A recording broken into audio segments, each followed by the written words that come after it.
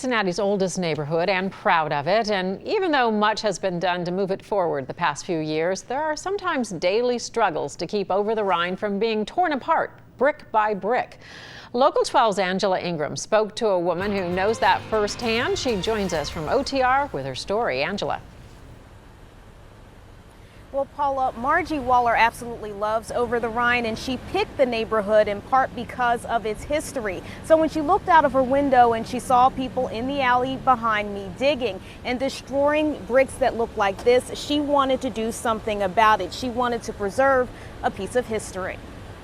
Chances are, if you've ever walked through Over-the-Rhine, you've stepped on a piece of history and not even noticed. Historic bricks line many of the alleys. Yesterday, workers were in Adrian Alley behind Margy Waller's house.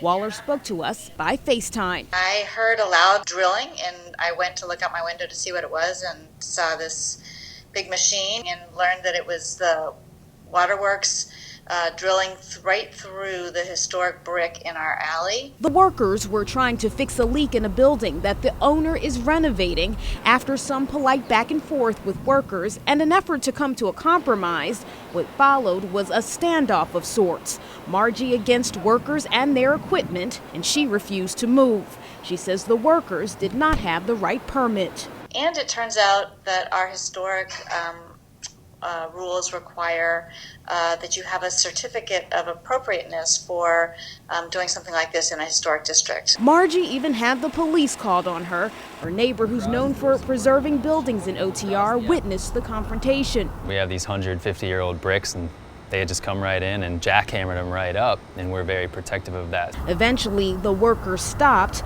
Margy and Danny Klingler moved the bricks to the side. They feel an obligation to preserve the city's history. I own the house there, and I feel very lucky to own a piece of history. It's one of the oldest houses in Over-the-Rhine.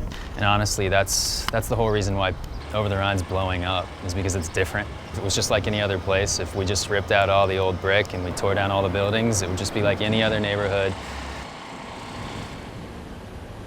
And Margy says that the workers did stop working. They say they are going to get the proper permit.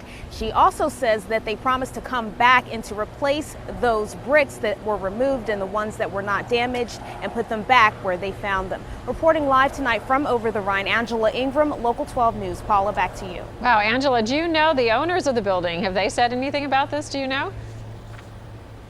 Well, the owners of the building, they're basically renovating that building and rehabbing it, the one across from Margy. And the other gentleman with whom we spoke knows the guy. He hasn't said exactly what the guy's reaction was to this, but I think it all's well that ends well. There was a happy compromise between the two parties, and it seems like they will get to keep their bricks intact and the workers will be allowed to finish the job they started. Happy street. Thanks, Angela. And Waller also says Councilmember Chris Seelbach helped out. His staff found out how workers could get the job done while preserving the historic bricks.